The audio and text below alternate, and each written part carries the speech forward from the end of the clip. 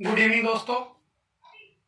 आज हम पढ़ेंगे ब्लूम टैक्सोनॉमी। हमारे भर्ती टाइम स्टडी यूट्यूब चैनल पर आप सभी का स्वागत है। देखिए ब्लूम टैक्सोनॉमी, ये इसमें शैक्षिक गतिविधियों को ब्लूम ने शैक्षिक गतिविधियों के 3 डोमेन बताए हैं। तीनों को पहले हम देख लेते हैं कौन कौन से हैं। उसमें से हमारा एक ही इंपॉर्टेंट है, उसको हम पढ़ेंगे। पहला है कॉग्निटिव डोमेन। इसको हम कहते हैं हिंदी में संज्ञानात्मक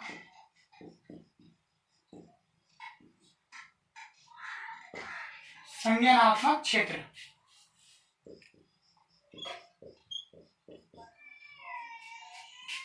दूसरा है अफेक्टिव डोमेन।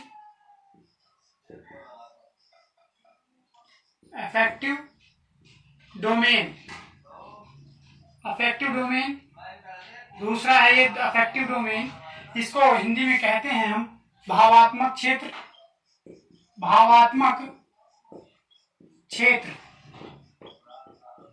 और तीसरा है हमारा साइकोमोटर डोमेन।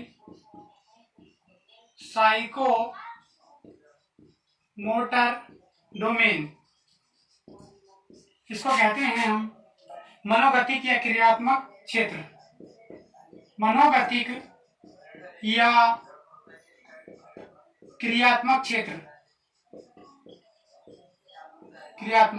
तो ये ब्लूम टैक्सोनॉमी है। उन्होंने शैक्षिक गतिविधियों के 3 डोमेन बताए हैं। पहला कॉग्निटिव डोमेन, संज्ञानात्मक क्षेत्र। दूसरा अफेक्टिव डोमेन, भावात्मक क्षेत्र। तीसरा साइकोमोटर डोमेन, मनोगतिक या क्रियात्मक क्षेत्र। ब्लूम के इन तीनों में योगदान है। सबसे ज्यादा ये हमारे सिलेबस में है, इसी को इम्पोर्टेंस हम देंगे, इसी को पढ़ेंगे। इसमें भी ब्लूम साहब ने योगदान दिया है। इसमें भी योगदान दिया है। ये एंडरसन कैथवे का माना जाता है और ये सिम्पसन का माना जाता है।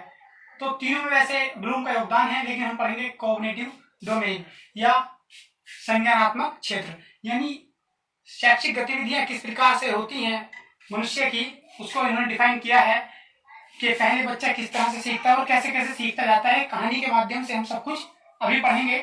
सबसे पहले हम इनको देख लेते हैं, इसके नाम देख लेते हैं। हिंदी में लिखेंगे संज्ञानात्मक क्षेत्र। संज्ञानात्मक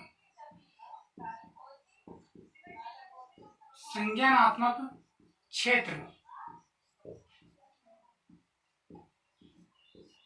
संज्ञानात्मक क्षेत्र के इन्होंने इसके 6 स्तर बताए हैं। पहला यानी इन्होंने बताया कि लोअर थिंकिंग से हायर थिंकिंग, निम्न स्तरीय सोच से उच्च स्तरीय सोच कैसे डेवलप होती है मनुष्य में, उसके बारे में ब्लूम साहब ने बताया है। ये इंपॉर्टेंट है, कई क्वेश्चन इसके पूछे हुए हैं, वो हम बताते रहेंगे हाथों हाथ।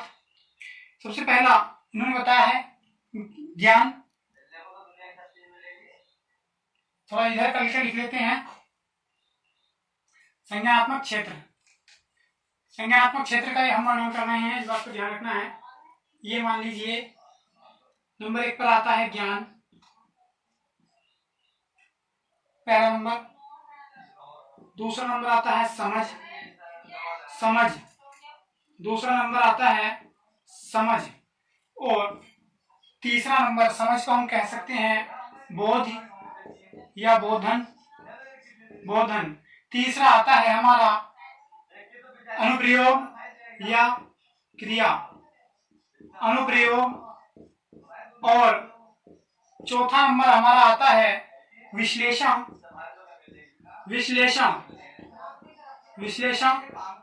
और उसके बाद 5वां नंबर आता है हमारा संश्लेषण। और इसके बाद 6वां नंबर आता है मूल्यांकन।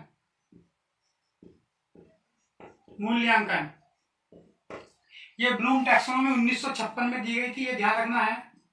1956 में ये ब्लूम ने टैक्सोनॉमी दी थी। ये डोमेन 1956 में दिए गए, 1956 में। और इसका एक नया जो वर्जन आया यानी इसका जो थोड़ा इसको मॉडिफाई किया गया वो 2001 में किया गया। 2001 में उसको हम पढ़ेंगे। अभी सबसे पहले देखते हैं ज्ञान, यानी सबसे पहले हमें किस चीज का ज्ञान होता है, उसके बाद समझ आती है, उसके बाद हम उसके बाद अनुप्रयोग करते हैं, फिर विश्लेषण और संश्लेषण, उसके बाद मूल्यांकन तक हम पहुंच जाते हैं। दोबारा समझ लीजिए, यानी ये जो ब्लूम टैक्सोनॉमी है, ब्लूम ने ये 1956 में दी थी। सबसे पहले इसके अकॉर्डिंग हम ज्ञान के स्तर पर होते हैं। सबसे पहले ज्ञान होता है, फिर समझ, फिर उसको हम अनुप्रयोग करते हैं, उसके बाद विश्लेषण, फिर संश्लेषण, उसके बाद मूल्यांकन। हम इसको इंग्लिश में भी समझ लेते हैं। ज्ञान को कहते हैं अंडरस्टैंडिंग,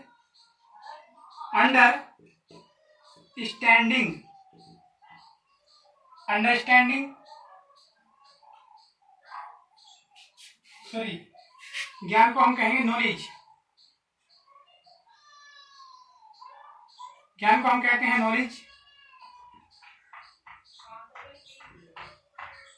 ज्ञान को कहते हैं नॉलेज, और समझ को कहते हैं हम अंडरस्टैंडिंग,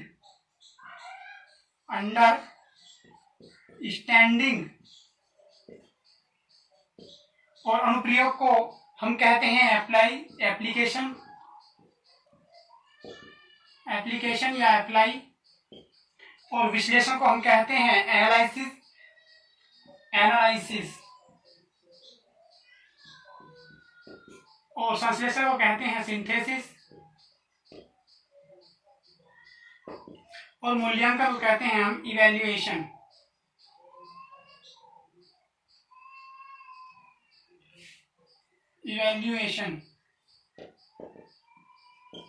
समझेंगे कि किस तरह से है, एक कहानी के माध्यम से हम समझेंगे। मान लीजिए किसी लड़के ने एक बाइक देखी, उसको देख लिया कि हाँ ये बाइक है। अगर उसके सामने कभी फिर कार आएगी तो कार को देखकर वो ये नहीं कहेगा कि बाइक है, और बाइक सामने आएगी तो वो कहेगा कि हाँ ये बाइक है। तो यानी वो पहचान भी गया है बाइक को, उसका नाम भी जान गया कि बाइक है। ठीक है, तो वो किस स्तर पर है? ज्ञान के। उसको ये ज्ञान है कि वो बाइक है, नाम और पहचान बाइक। अब बाइक के बाद उसको ये नहीं पता कि इससे क्या होता है। उसके बाद बच्चा थोड़ा बड़ा हुआ, उसको समझ हुई क्या कि इस बाइक के ऊपर हम बैठकर एक जगह से दूसरी जगह जा सकते हैं, ये बहुत जल्दी हमें कहीं दूसरे स्थान पर पहुंचा सकती है, या ये बहुत तेज दौड़ती है, इस पर 2 या 3 आदमी भी बैठ सकते हैं। तो इस तरह से जब उसको इस बात की समझ हो गई तो यानी कि ये इस कहलाएगा समझ स्तर पर। इसके बाद उसने सोचा कि मैं अब थोड़ा बड़ा हो गया, तो उसने सोचा मैं इसको अनुप्रयोगी चला कर देखता हूँ। उस पर बैठा, उसने चलाने की कोशिश की। ठीक है, उसके बारे में जानने की कोशिश की और चलाने की कोशिश की, अनुप्रयोग करना शुरू कर दिया कि मैं इसको चलाकर देखूंगा। इसके बाद जब चलाना सीखा, तो जब उसने चलाना सीखा तो सबसे पहले उसने उसके पीछे उसका दोस्त बैठ गया, उसने चलाना सिखाया। उसने बताया कि पहले गाड़ी स्टार्ट करो, स्टार्ट करने के बाद क्लीच दबाइए, फिर गियर डालिए, उसके बाद धीरे धीरे क्लीच छोड़िए और रेस देनी शुरू कीजिए। इस तरह से जब उन्होंने चलाना सीखा तो ये पहला स्तर हो गया। चलिए, इसमें दूसरी बात, जब कहीं किसी मोड़ पर गाड़ी पहुंची तो उसने कहा कि इसको रोको, यानी सबसे पहले रेस छोड़ो, क्लीच दबाओ, गियर छोटा करो, फिर इसको थोड़ा आगे चलने दो, फिर आगे निकलने के बाद फिर गियर बढ़ाओ और आगे फिर उसी तरह से पहले की तरह चलाइए। फिर अचानक एक जंप आ जाता है जिसको कहते हैं ब्रेकर। तो ब्रेकर आ गया तो उस पर उनसे बोला, जो पीछे दोस्त बैठा था उसने लड़के से बोला कि इसको रोकिए, यानी कि रेस कम कीजिए, क्लीच दबाइए और गियर छोटा कीजिए, और कूदने के बाद जंप के फिर आगे बढ़ाइए। इसी तरह चलाता रहा, फिर आगे पुल आ गया। पुल पर भी उसने पूरी स्पीड से चलाने चाहा। उसने कहा कि पुल पर इसको गियर कम कीजिए, दूसरे गियर में चलाइए और रेस थोड़ी तेज दीजिए। इस तरह से वो निकल गया। इसके बाद एक भीड़ में पहुंच गए, पब्लिक में पहुंचे तो उन्होंने कहा कि अब दूसरे गियर में रखिए, क्लीच धीरे धीरे छोड़िए और रेस देते रहिए, क्लीच छोड़िए, रेस देते रहिए, कहीं रोकनी है तो अगले ब्रेक इस्तेमाल कीजिए। तो इस तरह से बच्चे ने क्या सीखा, लड़के ने मोड़ पर कैसे चलानी है, ब्रेकर पर कैसे रोकनी है, पुल पर गाड़ी कैसे चलानी है, या बाजार में पब्लिक प्लेस में वो गाड़ी किस तरह से आगे बढ़ानी है, तो वो सब स्टेप बाय स्टेप सीखा। तो क्या हुआ, वो पहले अनुप्रयोग करना सीखा तो वो एनालाइज कर दिया। उसने क्या किया, एनालाइज करना सीख लिया। इसके बाद है संश्लेषण। अब उसने जो सारा इसमें सीखा था स्टेप बाय स्टेप, अब उसने सारा एक जगह वो उसका ज्ञान इकट्ठा हो गया। इकट्ठा हो गया तो इसका मतलब उससे गाड़ी चलानी आ गई। और जो पीछे बैठा हुआ उसका दोस्त था, वो उसने कहा शाबाश कि तुम गाड़ी चलानी सीख गए हो। ठीक है, तो अब थोड़ा समझेंगे। यानी लड़के ने जो गाड़ी चलानी सीखी है, तो गाड़ी के बारे में सबसे पहले गाड़ी का नाम पता है और पहचान है बच्चे को, तो है ज्ञान। इसके बाद क्या हुआ, उसको समझ हुई क्या कि इस पर कई आदमी बैठ सकते हैं, बहुत दूर तक ये ले जा सकती है और ये बहुत तेज दौड़ती है, ये होगी समझ। इसके बाद उसने सोचा मैं इसको चलाना सीखूंगा, उस पर बैठा, उसे चलाना सीखा। इसके बाद विश्लेषण, यानी किस किस तरह से उसके पार्ट्स का यूज होता है, किस किस तरह से स्टेप बाय स्टेप कई स्टेप को उसने, रेस का यूज, ब्रेक का यूज, गियर का यूज, क्लिच का यूज, सब यूज सीख लिया। और स्टेप बाय स्टेप कि पब्लिक में कैसे चलानी है, एक पुल पर कैसे चढ़ानी है और एक ब्रेकर पर कैसे रोकनी है, इस तरह से उसने सीख लिया। जब स्टेप बाय स्टेप सीख गया, इनको सबको जो एक जगह इसने किया तो वो पहुंच गया सिंथेसिस संश्लेषण में। अब उससे गाड़ी चलानी आ गई, तो यानी वो अब पीछे बैठा हुआ उसका दोस्त कहता है कि इवेल्यूएशन करता, मूल्यांकन करता है कि हाँ आपसे गाड़ी चलानी आ गई। इसी तरीके से हम सीखते हैं एक, यानी अब इसको एजुकेशन में लेकर चलते हैं।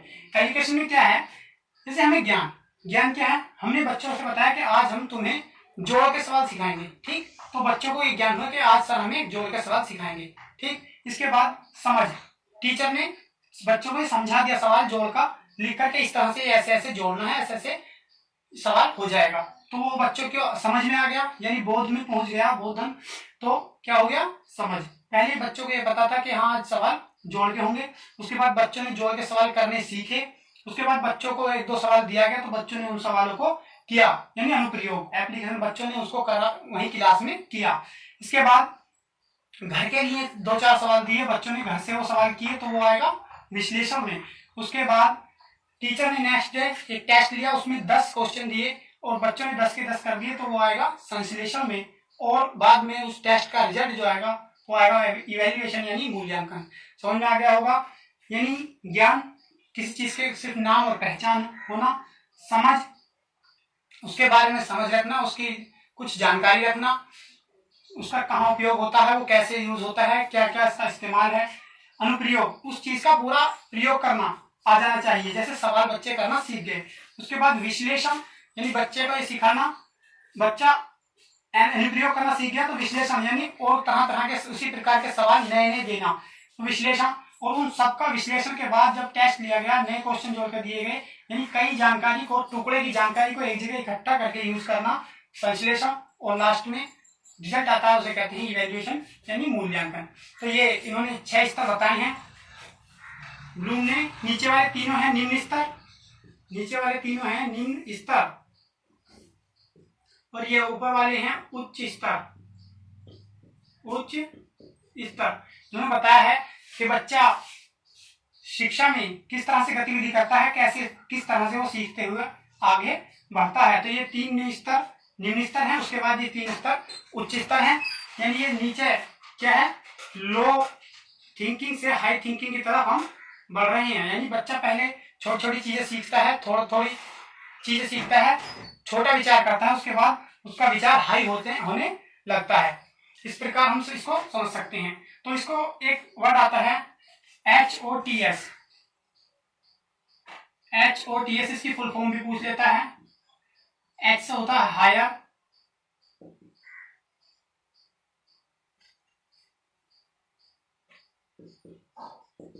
हायर। O से होता है ऑर्डर, T से होता है थिंकिंग, S से होता है स्किल, यानी हायर ऑर्डर थिंकिंग स्किल, यानी ऊंचे स्तर की सोचने का कौशल।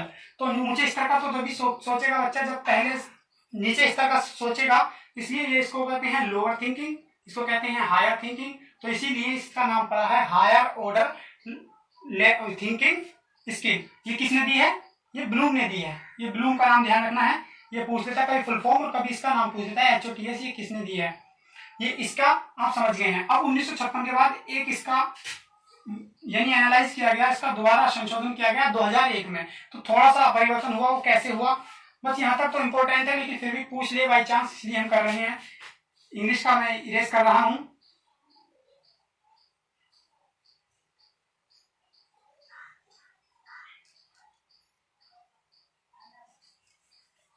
इंग्लिश का इरेज करके 2001 में क्या वर्जन आया, जैसे ये ज्ञान था तो इसको जैसे नॉलेज था, नॉलेज को इसमें क्या क्या किया गया, रिमेंबर कर दिया गया। रिमेंबर यानी याद करना या याद रहना, याद करना। किसको, ज्ञान को रिमेंबर कन्वर्ट कर दिया। समझ, जो हमने अभी अंडरस्टैंडिंग बताया था उसको कॉम्प्रिहेंशन में कर दिया। कॉम्प्रिहेंशन, उसको कॉम्प्रिहेंशन। और जो एप्लीकेशन हमने बोला था, अनुप्रयोग, या अप्लाई बोला था, उसको अप्लाई कर दिया। अप्लाई। जो विश्लेषण था, एनालाइज, तो उसको एनालाइज ही रहने दिया। अब मूल्यांकन जो था उसको यहां ले आए और संश्लेषण इसको यहां पहुंचा दिया, यानी इन्होंने उसको थोड़ा चेंज कर दिया। उसने कहा कि मूल्यांकन यहां पर आ जाता है, मूल्यांकन या इवैल्यूएशन, इवैल्यूएशन यहां पर हो जाता है। और इसके बाद उन्होंने संश्लेषण की जगह जो हमने बताया था सिंथेसिस, तो सिंथेसिस के स्थान पर उन्होंने क्रिएटिंग लिखा। क्रिएटिंग यानी क्रिएशन, क्रिएशन ले लो या क्रिएटिंग ले लो, क्रिएटिव कर लीजिए। क्रिएटिव यानी सृजन करना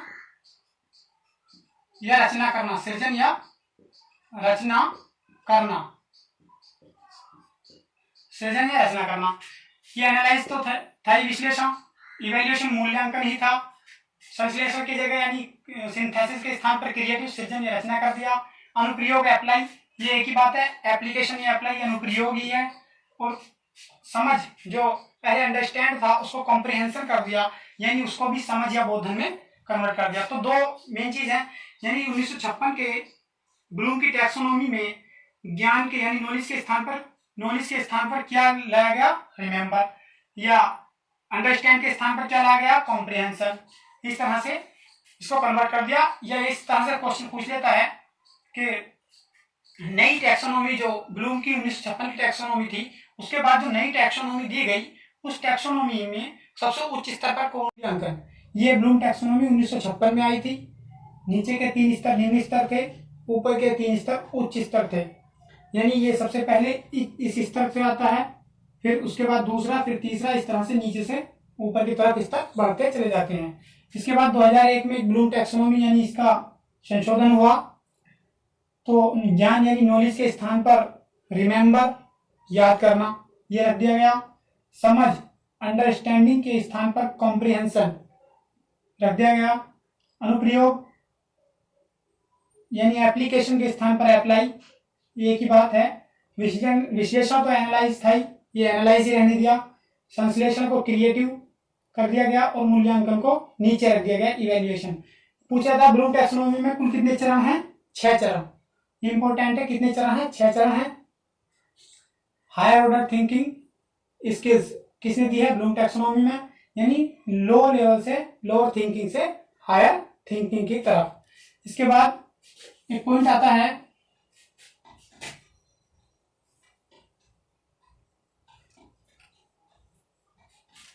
इसके बाद एक पॉइंट आता है, ये होता है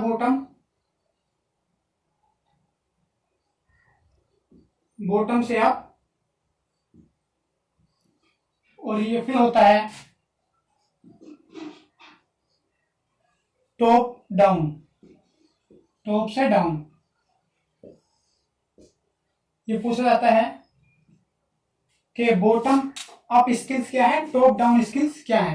ये बॉटम अप होता है नीचे से उठकर धीरे धीरे ऊपर तक, यानी अप ऊपर तक पहुंचना, और टॉप डाउन होता है टॉप से धीरे धीरे नीचे तक आना। जैसे मान लीजिए किसी का मर्डर करना है, तो मर्डर करता है वो क्या करता है, पहले छोटे छोटे स्टेप अपनाता है कि कहाँ मिलेगा, कैसे कैसे इसको मारना है, लास्ट में जाकर वो स्टेप बाय स्टेप बढ़ता है और जाकर मर्डर कर देता है लास्ट। अब क्या होता है, सीआईडी पहुंचती है, सीबीआई जांच होती है, तो सीआईडी तो यहाँ से जब बॉटम से तो जांच करेगी, सीआईडी को जो लास्ट में पॉइंट मिलेगा उससे जांच करती हुई वो टॉप से बॉटम तक जाएगी। CID यहाँ से चलेगी, टॉप का जो पॉइंट मिलेगा उस पॉइंट से स्टेप बाय स्टेप केस को पकड़ेगी और लास्ट तक यानी वो डाउन तक पहुंचेगी, यानी उस केस का आखिर में लास्ट में रिजल्ट निकालेगी कि मर्डर किसने किया है। तो ये सिस्टम है कि बॉटम अप और टॉप डाउन स्किल्स क्या है, ये भी कहाँ है, ब्लूम के टैक्सोनॉमी में है। तो अब समझ में आ गया होगा। तो नेक्स्ट वीडियो में हम क्वेश्चन देंगे ब्लूम टैक्सोनॉमी से कैसे कैसे क्वेश्चन पूछे गए हैं। 5 से 10 मिनट की वीडियो होगी, शॉर्ट वीडियो, उसको थोड़ा अलग कवर करेंगे। और इसमें आप समझ गए होंगे जो पहली टैक्सोनॉमी है, तो ब्लूम टैक्सोनॉमी जो पहले पार्ट इधर वाला हमने बताया वो ओल्ड है और इधर वाली न्यू है, और इधर वाली जो है 1956 में, न्यू वाली 2001 में दी गई है। और जो ओल्ड वाली थी, ओल्ड वाली कहाँ थी, ओल्ड वाली यानी नाउन थी, सारे उसमें जो यानी यूज किए गए वर्ड वो नाउन थे। और इधर वाली यानी जो 2001 में न्यू आई उसमें सब वर्ब यूज की गई। तो इसमें थोड़ा सा ये डिफरेंस है। और आप समझ सकते हैं ज्ञान यानी आंकड़ों की जानकारी, जैसे नाम और पहचान। समझ यानी उसके समस्या, उसके बारे में जानना कि इसका कहाँ यूज होता है, इससे क्या क्या होता है, किस तरह से समस्या है, इसका समाधान कैसे होगा। तीसरा खुद स्वयं अनुप्रयोग करना। चौथा स्वयं विश्लेषण करना, यानी छोटे छोटे टुकड़ों में बांटकर समस्या का समाधान करना। और संश्लेषण होता है कि सारी समस्या का समाधान एक बार में ही, यानी सारे टुकड़ों जो हमने किए हैं उसका एक साथ यूज करना। और लास्ट में इवैल्यूएशन हम पहुंच जाते हैं मूल्यांकन तक। इस तरह से लास्ट में क्रिएटिंग तक पहुंचते हैं दूसरे न्यू टैक्सोनॉमी में। तो ये हमारा था आज का प्रयास भर्ती टाइम स्टडी की तरफ से। आप सभी को साइकोलॉजी बहुत स्पेशल नोट्स के रूप में प्रोवाइड करा रहे हैं। हमारे चैनल भर्ती टाइम स्टडी को लाइक करें, अच्छा लगा हो तो शेयर भी कर दें, और आपके पास कोई सुझाव हो तो कमेंट करके हमें बताएं। आपके पास कोई ट्रिक हो तो हमें दे दें, हम उसको अपने कंटेंट में शामिल करेंगे। और हमारे चैनल को सब्सक्राइब कर लें, बेल आइकन साइड में उसको प्रेस करके ऑल नोटिफिकेशन पर क्लिक कर दें, ताकि हमारे जो नोटिफिकेशन है आपको समय से मिलते रहें। Thank you.